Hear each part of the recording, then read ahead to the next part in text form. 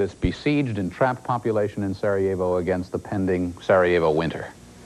We're doing everything we can. We're sending out tomorrow morning more than 20 trucks from the coastal city of Split to go around via Zagreb to Belgrade, to go on the land route from Belgrade into the Bosnian capital. And we expect to get supplies into Sarajevo by Saturday evening.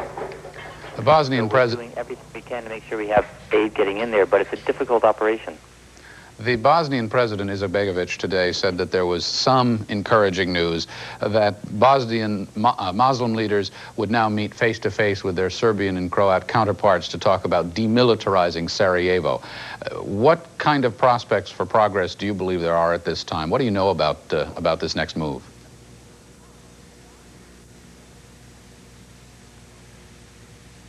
Mr. Kessler? Peace. Yes? I'm Hello? sorry, we're having some trouble with the line. Go ahead, try that again. Well, obviously we have lost the telephone line. It seemed to be an intermittent and troublesome one to begin with. Mr. Kessler from the UN forces speaking to us from Zagreb. Hilary? Thanks, Frank. When we come back, we'll tell you about a city that remained unchanged for centuries, even through years of war. But now progress and prosperity are giving it a facelift and taking their toll. And in the Balkans, the tired, the bruised, and the bewildered search for peace in the midst of war.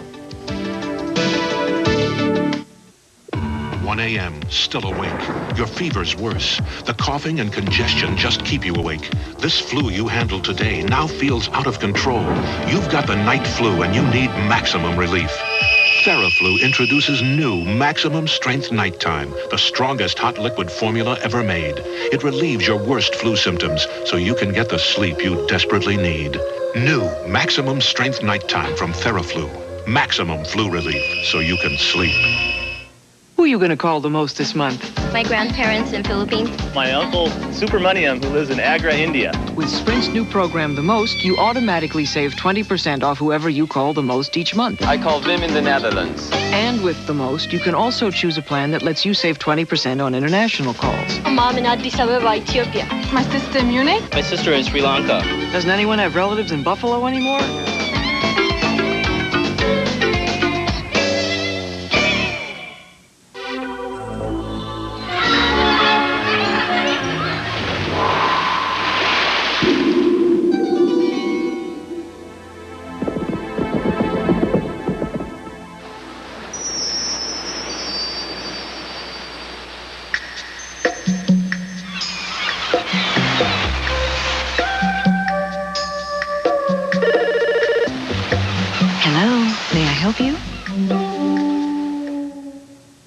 Madison, you should have seen me at this meeting. I was cool, I was confident, I had everything they wanted before they could ask for it. Research, no problem. The analysis, the projections, never looked better.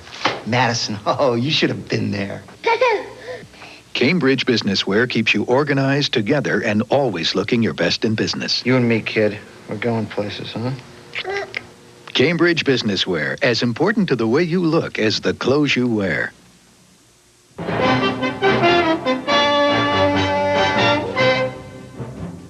Last hour, we brought you live a Clinton campaign event. Now we go to Thomasville, North Carolina, where President Bush is speaking to the party faithful. Let's join that speech and that event in progress. You see him, and if you make a mistake, you admit it. You don't try to cover it up and say one thing to one group and another thing to another group. And therein is a question of character on everything from the right to work laws, to term limits, to free trade, to the Persian Gulf. He's tried to be on one side and then another. And you cannot do that as president, and that is a matter of character. There's a pattern of deception here, and America better look at it. There is a pattern of deception. I love what Governor Martin said about the patriotism of this state, serving your country, and yes, North Carolina responded perhaps more than any other state in Desert Storm. But where was Governor Clinton? Where was Governor? Never mind. Don't let this guy say that. You're going to get me in trouble with the media, and who would want to do that?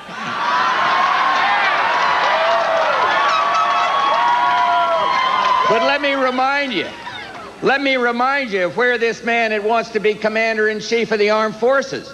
This one didn't happen 23 years ago. This one happened about 1.5 years ago. And what he said was, at the time I had to make a very tough decision, leading the country and the Congress to make a tough decision, he says this. He said, well, I agreed with the minority, but I guess if it were a close vote, I would have voted with a majority. If we had listened to him, Governor Martin is right. Saddam Hussein would be in downtown Saudi Arabia and controlling the world oil supply and have a nuclear bomb. We didn't listen to that kind of waffle. We went ahead and made a tough decision. Character counts. Character matters. You cannot be all things to all people, and yes, it matters. Let me say this. First place, I wish Barbara Bush were here, because I think we got a great first lady. But you know, she and I have talked about this, and as you know, we are blessed. In our family, we're blessed with a bunch of grandkids, blessed with 5 wonderful children, and so life has treated us pretty good. But when people are hurting in this country, you feel it. You feel it right in your heart. And so I want to win this election, not because I need this job, but I want to continue to serve the American people and lift up the hopes of these kids.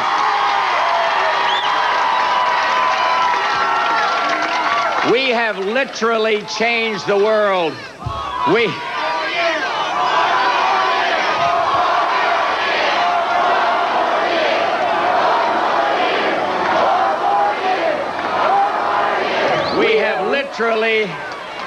have literally changed the world, and the kids in these bands over here go to bed at night without that same fear of nuclear war that gripped their parents, and that is substantial change for world peace. And now what we've got to do is take that same leadership with a new and changed Congress, and there will be one, and lift up America. We are not, as Clinton says, a nation in decline. We are the greatest, fairest, freest nation on the face of the earth, and now let's make it better. Now let's make it better. Help me, but the change I'm talking about, remember, send Locke Faircloth to the United States Senate. We must change the Senate. Re-elect Howard Coble. Let's move America forward, and thank you, and may God bless this greatest country on the face of the earth. Thank you all very much. Thank you.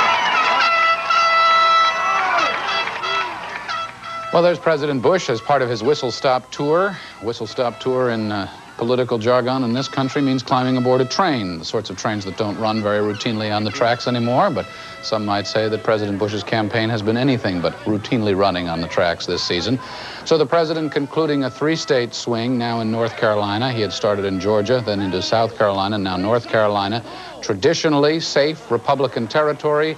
Very little is safe for George Bush, less than 2 weeks before the election. Our William Schneider joins us now as we see this picture, Bill, and take in the pretty shot here of this campaign event that nonetheless has a fighting mad George Bush, or at least that is the portrayal. Before we get started, let's try to use these few minutes to take a step back. You know, we get so close to this campaign, and for our audience that joins us from overseas and is watching this event and taking in this campaign, maybe we can try to get some context on this. Let me start with a very basic question. So close to Election Day, why is George Bush so far back in the polls? Because Americans have known George Bush for the past 4 years. They've evaluated his record, particularly on the economic issue, which is their consuming interest right now, and they've decided at this point they don't think he deserves a second term. Now that they seem to have clearly decided. What they haven't clearly decided is, do we really want to trust leadership of the country to Bill Clinton? Now, they have a lot softer view of Bill Clinton. They made up their minds about Bush. He doesn't deserve a second term. And one of the reasons why Bush is having to run such a tough negative campaign is he has to keep asking the voters, you may not want me, but do you really want Bill Clinton? Now, what we saw in this speech here, and we saw it in the other night in the final debate, was the president bringing up the question of character again, and bringing it up quite forcefully. Some real spark there. That's right. The president showed some fight in the last debate, and that was very important because, you know, in the first two presidential debates, the president seemed to lack energy. He seemed to lack spark.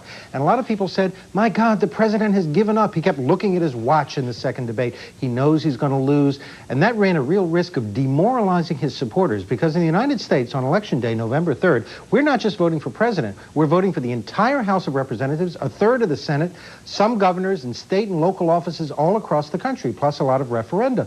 Republicans are worried that if Republicans become embarrassed or demoralized by Bush and they say he can't win, they're going to stay home, and then Republicans are going to lose across the board. When the president showed some fight on Monday evening at that last debate, I think it gave some energy to the Republicans, and they still feel they have some hope. Let me ask you to make an international leap with me here for a moment. At the beginning of the broadcast, we saw protesting miners, 50,000 of them, marching through the streets of Britain. John Major's government is looking tenuous at best. Several other long-standing European governments, Mitterrand's Kohls, are under siege. They, too, are experiencing economic difficulties. There seems to be some kind of almost global malaise with incumbents now. Is this the season of our discontent? That's right. It is the season of the world's discontent. And all political leaders are in trouble. This happened in the 1970s, and in the 1970s when inflation and interest rates and energy prices were going out of control, what happened? Callahan lost, Carter lost, the French brought in a socialist president. The ins went out, the outs came in every country. Now that raises an interesting problem because most of the incumbents in the 1970s, like for instance Prime Minister Heath in Britain and Jimmy Carter, tried to say, it's not my fault, it's a worldwide problem. And none of the voters in any of the countries that I know of accepted that explanation. They said, if the economy is rotten, it's your fault, we hold you responsible. And in fact, George Bush is suggesting the same sort of thing. Now, the president's advisors and the president himself frequently invoke Harry Truman. Don't believe the polls, you know, we can pull this thing out. They also invoke John Major going into this last election. Does the parallel work? Well, the Truman image is interesting. The president was on a train, and Truman used to take whistle-stop tours. There aren't very many trains left, but it's the symbolism of Truman. John Major won that election. He won the election in Britain in April with 42% of the vote. That's very interesting because Bush could get 42% of the vote. Major won with 42% because the opposition was divided. 42 conservative, 34 labor, 18 liberal Democrat. Ross Perot. Yes, Bush could win this with 42% if the opposition, the anti-Bush vote, is pretty evenly divided between Clinton and Perot. But at this point, Clinton has a commanding lead among the anti-Bush voters. The only hope Bush has is to do what John Major did, to see the opposition almost, or rather closely split between Clinton and Perot, which means Bush has to keep Perot as a viable option in this race. Bill Schneider, thanks for the insight. Sure. Appreciate it. And the International Hour will come back right after this.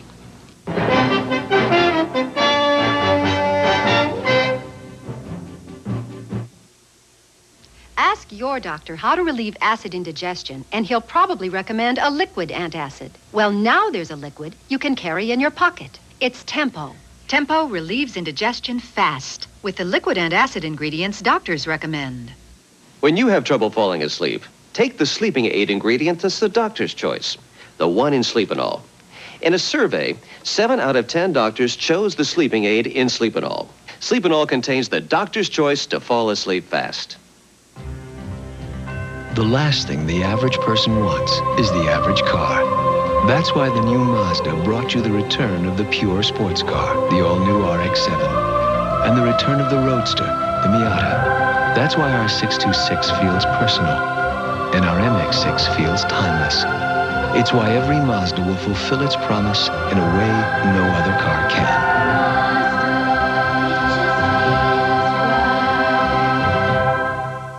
International Hour continues, followed by Early Prime after this local commercial break. Next on CNN. Got a second? Let's talk about my Chevy Lumina. No, I'm not a famous actress. I'm just an average Iowan like you. So you can relate when I say safety is important, especially when the kids are along. Lumina's anti-lock brakes really convinced us. They say you can't put a price on the important things like safety. Believe me, this little number is worth it. The Chevy Sticker Police are on patrol. That means Lumina's sticker price is unchanged from last year. See your Central Iowa Chevy Geo dealer today.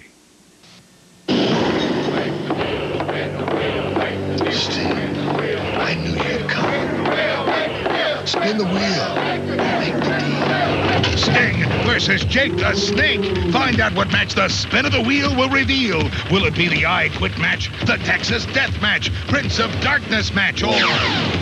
Find out at WCW Halloween Havoc 92, Sunday, October 25th, live on pay-per-view.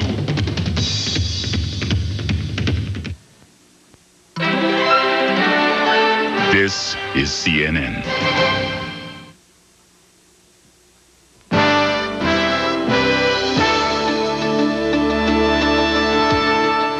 Time now for a look at the day's financial news, and for that we join Terry Keenan at the New York Stock Exchange. Terry?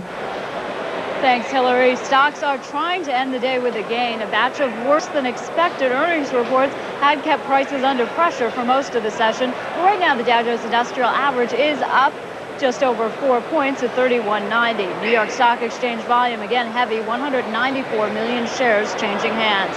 The other key indexes are mixed. Some earnings reports pressuring stocks today. United Technologies dropping 1.1 points, a 19% rise in profits falling short of expectations. Schlumberger is off 2 points. The oil services giant posting a 12% drop in profits. Jenny Craig losing 1.3 points. Profits there slimming down by more than 7%.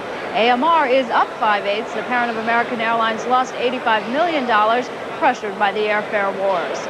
Bond prices are modestly higher on hopes of lower global interest rates. The Treasury's 30-year bond is now up 9/32, pulling the yield down to 7.62%. And lower rates are also helping the U.S. dollar. It's higher against European currencies, up 1.5 cents against the British pound, up 1/4 penny against the German mark, unchanged against the Japanese currency. And finally, Ford Motor says it's developing a space-age alarm system for its new cars. The new system will allow motorists to summons help when stranded or track the car if it's stolen. Using mobile phone and satellite technology, police will be able to track the stolen car to within 5 yards. The new system may be ready within 5 years. And a last quick check of the Dow shows it is up about 3 3/4 points. That's the latest in business news. I'm Terry Keenan, reporting live from the New York Stock Exchange. Welcome to Hotel Views, business clubs, Holiday Inn or Ramada. Bob? Susan, you boardroom bow wow. Holiday Inn has a business club. It's got bonus points, your gifts, everything. Wake up, Susan. Smell the coffee. I smell something, Bob, and it's not French roast. Look, Ramada's business card program has all that and more. At Ramada, you can earn bonus points faster toward over 10,000 gifts. Plus, your spouse stays free. Tell us, Bob, when did your brain check out? Face it, Ramada's in. Holidays out. Flying? Flying? This is how to fly. Nice try. But this is how you fly. That's not flying. This is flying. This is how to fly. They call that flying. Wrong. Northwest is flying. Fly Northwest across the Pacific to Australia and more cities in Asia than any U.S. airline. Oh, here are all the graduations. There's your sister in college. Oh, yeah. And there's Michael. Hey, that's me in grammar school. Mom, how did you and Dad do it? I mean, you put 4 kids through college. Your dad and I did a smart thing a long time ago.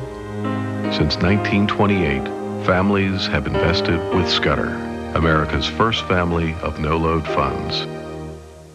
He came from outside the political establishment and mustered nationwide support. Ross Perot, his independent campaign inspired people looking for change. CNN examines this unconventional candidate. Perot, Saturday, 10 Eastern on CNN.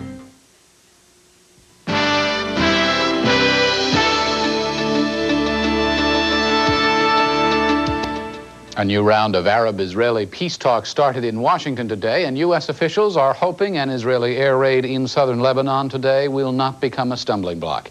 It is Israel's 29th confirmed attack on suspected guerrilla bases there this year. This is the 7th round of peace talks. Washington is hoping for a breakthrough or at least some substantial progress between Israel and Syria, and it hopes Palestinians will open discussions over election details with Israel. But CNN World Affairs correspondent Ralph Begleiter reports negotiators may be distracted by another election, the one for U.S. president. A senior U.S. official says Syrian President Hafez Assad should consider a higher-level meeting with Israel to push peace talks toward a breakthrough. For Assad and Israeli Prime Minister Yitzhak Rabin to meet is probably unrealistic. But at the foreign minister level, the U.S. thinks Syria and Israel could reach a compromise over how soon and how much of the occupied Golan Heights might be returned to Syria in exchange for guaranteed peace. The Syrian-Israeli talks resume with both sides already agreeing on some important principles: mutual security, the need for a formal peace agreement, and Israel's willingness to trade land for peace. Israel and Syria are very seriously engaged now on addressing these very issues, which really come to the heart of this peace process, which is land, peace, and security. Morning. U.S. officials have begun suggesting diplomatic language on the Golan Heights issue to try breaking the deadlock. In fact, U.S. officials say they are now doing virtually everything short of sitting in the room with the Arabs and Israelis to bridge gaps. PLO leaders are worried about the surprising progress between Israel and Syria. Nothing will focus Palestinian attentions on the need not to be the last man to sign than the prospect of actually being the last man to sign. Recent fighting in the occupied territories puts pressure on the Palestinian negotiators to achieve something in the talks, but could also anger Israelis into refusing concessions. It all magnifies disputes among the Palestinian negotiators themselves. The U.S. is urging Palestinians to get down to the nitty-gritty of defining the powers their self-government could have and detailing plans for Palestinian elections Israel has proposed to be held less than 8 months from now. Acting U.S. Secretary of State Lawrence Eagleburger sent messages urging the Mideast parties not to put their negotiations on hold, waiting for the U.S. presidential election, for fear the Arabs and Israelis will slip backwards instead of making progress. U.S. diplomats are talking about saving the Mideast peace talks if George Bush loses the election. This process must be maintained at all costs, says a senior official, calling for bipartisan support if the Democrats win. Ralph Begleiter, CNN at the State Department. In Vietnam, the rush of modern life may be doing more than wartime bombs ever did to erase traces of the past. CNN's Tom Montier today continues his series of reports on the new Vietnam.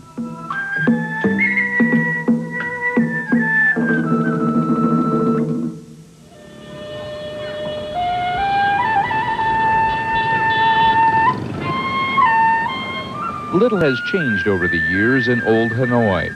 The buildings, most several hundred years old, decay slowly season by season. Their ornate facades chipped away by torrential monsoon rains followed by the searing summer sun. Life here is simple. Poverty ensures it stays that way. In a city of more than 3 million people, there are few wide-open spaces. You have to make do with what you have. For many, it is life on the rooftop. That's where you do the laundry, watch your neighbors, and if you are a child, go to escape the harsh reality of life in the city.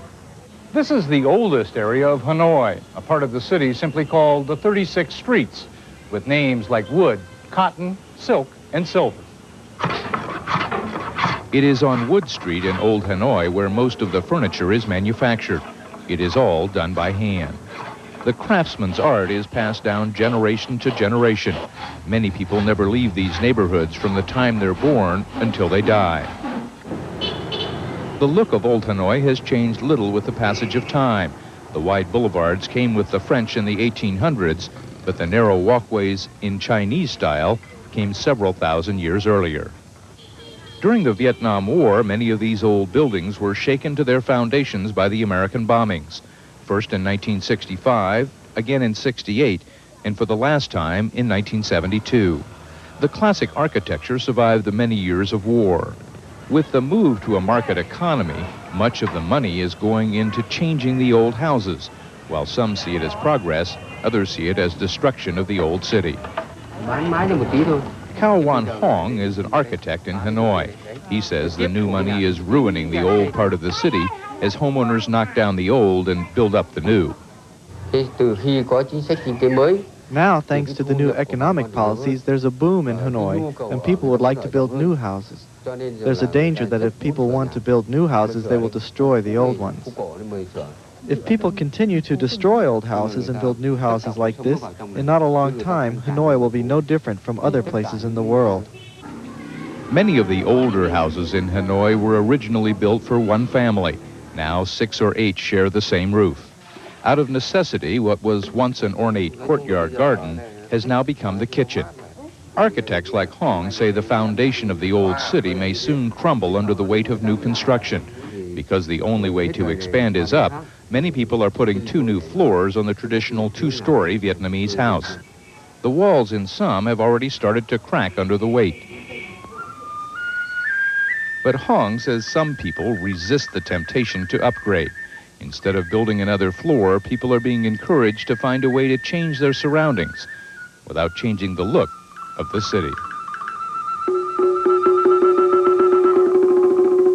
Tom Intier, CNN, in Old Hanoi. The British governor of Hong Kong is visiting China, but despite initial diplomatic niceties, he's not being welcomed with open arms. China's official media are strongly criticizing Governor Chris Patten's plans for democratic reform in Hong Kong, and he told reporters after talks with Chinese leaders that he had achieved little progress. Patten wants only to consult with Chinese leaders on his plan, rather than give them the right to veto it. China takes possession of Hong Kong in 1997. In Colombia, left-wing guerrillas are mounting a new offensive against the government. Authorities say the guerrillas killed 11 soldiers last night in an ambush east of Bogota and attacked transport and police stations around the country. Officials say the guerrillas are trying to bring the country to a standstill by frightening bus and truck drivers. The government has responded by beefing up security and ordering bus drivers to keep running their normal routes. And that just about wraps it up for us. One note we'd like to pass along to you. We do apologize for not having brought you the report by Gabby Redo about the conditions of Bosnian refugees. Unfortunately, due to the president's event that we brought you live, we ran out of time. We will, of course, be returning to this story in the future. I'm Frank Sesno in Washington. Thanks for watching. Hilary? Good night, Frank. I'm Hilary Bowker in London. Coming up after this, World Report with Ralph Wenge. Ralph? Hilary and Frank, thank you. Coming up, we'll find out how Arab strategists prepared for the Mideast peace talks as elections and violence cloud the prospects for peace. And Czechoslovakia is struggling with the growing pains of capitalism. We'll learn how the country's 2 halves are trying to put industry in private hands. I never worry about money now that I use Quicken. Now we're organized. With Quicken, we always know exactly where our money's going. And exactly how much we have. Yes, Quicken, the world's best-selling finance software and the fastest, easiest way to organize your home and small business finances. Quicken tracks bank accounts, investments, tax information, budgets, credit cards, and loans. And it's simple. If you can use a checkbook, you can use Quicken because your screen looks exactly like your checkbook. Just type in the payee, the amount, Quicken does the rest. Every transaction automatically categorized, so a keystroke shows you where your money goes with revealing graphs like income and expenses, budgets, net worth, and more. And it's fast. Quicken just reconciled my whole bank statement in 2 minutes. So if you have a PC with DOS or Windows, call now to try Quicken free for 60 days. We won't charge your credit card unless you decide to keep Quicken. Call now. Call 1-800-759-4182.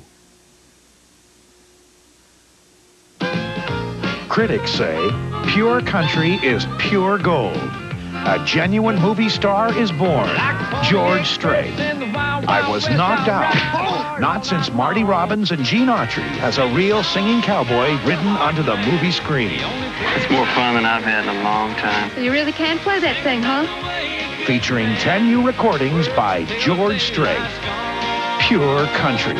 Rated PG. Starts Friday, October 23rd at a theater near you. All pain relievers are not the same.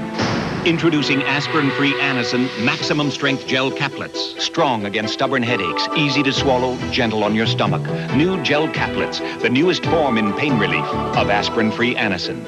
Discover the secret weapons of World War II and hear about it from the people who were there. I heard an explosion. And I can see it today as clearly as I saw it then. In an Emmy Award-winning edition of Explore, 9 Eastern Sunday on TBS.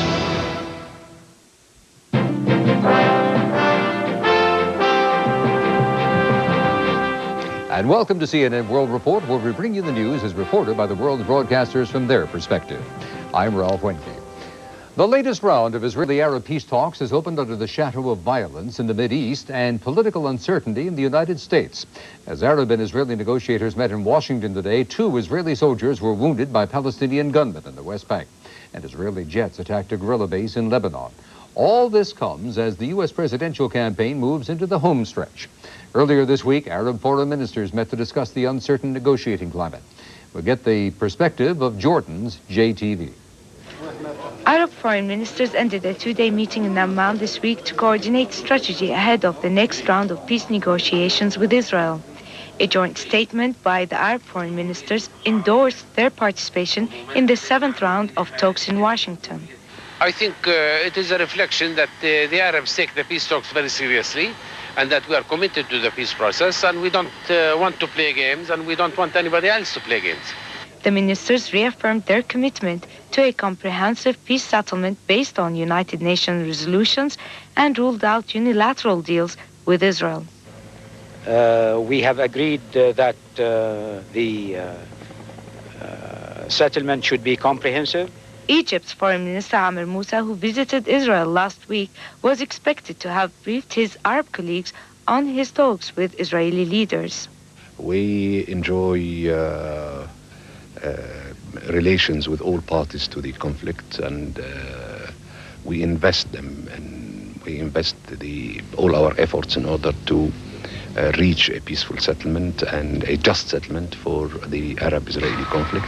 Amid escalating violence in the Israeli-occupied territories in the past week, the Palestinians have warned this would have a negative impact on the talks. This Israeli attitude does not convince anybody that Israel is really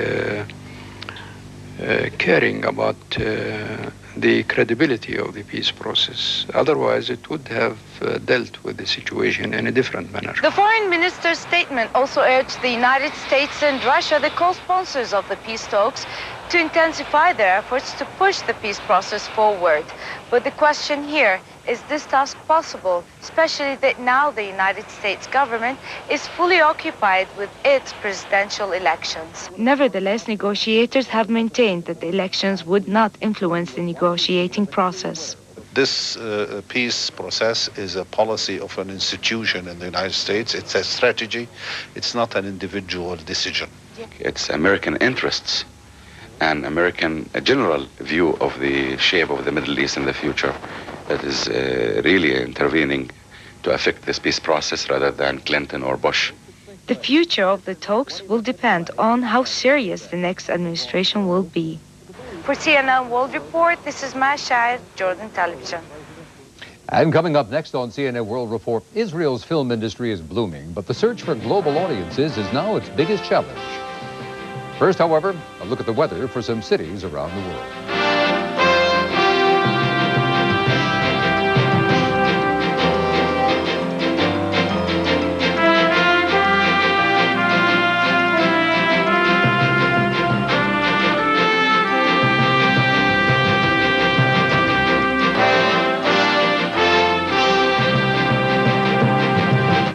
Who are you going to call the most this month? My grandparents in Philippines. My uncle, Supermaniam, who lives in Agra, India. With Sprint's new program, The Most, you automatically save 20% off whoever you call the most each month. I call Wim in the Netherlands. And with The Most, you can also choose a plan that lets you save 20% on international calls. A mom in Addis Ababa, Ethiopia. My sister in Munich? My sister in Sri Lanka. Doesn't anyone have relatives in Buffalo anymore?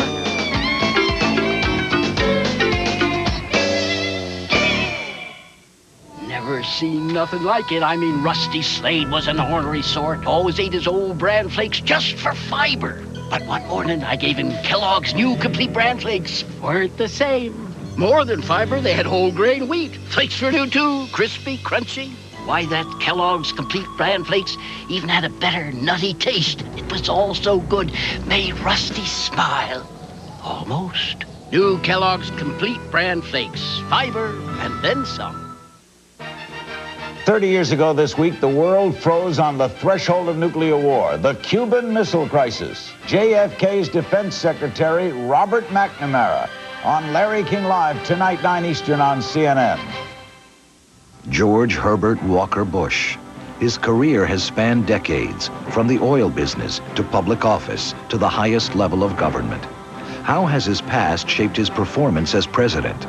A Democracy in America special explores the positions he's taken on crucial issues over the years, examines his loyalties, and assesses his performance during his term in the Oval Office. The Public Mind of George Bush. Tonight, 10 Eastern on CNN.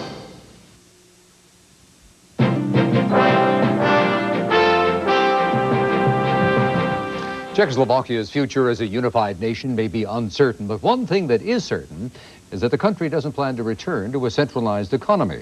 In today's Money and Market segment, Czechoslovakia CST reports on Prague's plans to privatize. The Czechoslovak privatization will not stop even in the case of splitting of the common federal state.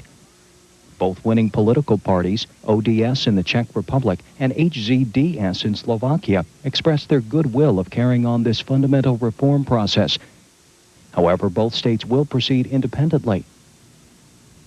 From the very beginning of the economical reform, the Slovak side manifested certain disbelief in the novelty-like coupon method boosted by the group of economists around Václav Klaus, today's Czech Prime Minister. The Slovak experts want to originate rather on improved standard methods such as direct purchase of tender. The change of the entire system and the demanding preparation of those methods is able to cause a vast slowdown of the privatization of the Slovak Republic. In the Czech Republic, the coupon method will stay the basic one of the privatization process. Just this method, from the point of view of the Czechoslovakia reform, allows big volumes of property to be transferred into the private hands in a very short time.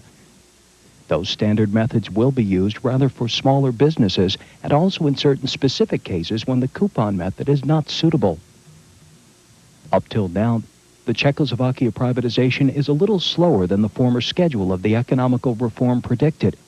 The term for handling an individual privatization projects was to be extended as well as the approving process took more time than planned. Hitherto existing results of the first stage of the coupon privatization that has been run since May 1992 allow us to be, to a certain degree, optimistic. More than 120 businesses have already got their new shareholders who are preparing to take over their rights. The first stage of the privatization will have been over by December 31st, 1992. By this day, the legislative environment of the capital market should be prepared, and the stock exchange should come into existence. This report prepared by CST Czechoslovakia for the CNN World Report. It's a long way from Hollywood, but filmmakers in Israel are determined to build a movie industry that can compete in the global marketplace. Finding a niche among overseas audiences is now the biggest challenge for Israeli directors. Israel's IBA has this report. If Israel does become the movie capital of the region, this would be the Israeli version of Universal Studios. The Globus Group, better known as GG Studios, is a $40 million state-of-the-art production complex just outside Jerusalem. GG will produce 7 international movies this year. The Globus Group Studios is a self-contained village. They do everything here on the grounds, from designing and building sets to the final cut.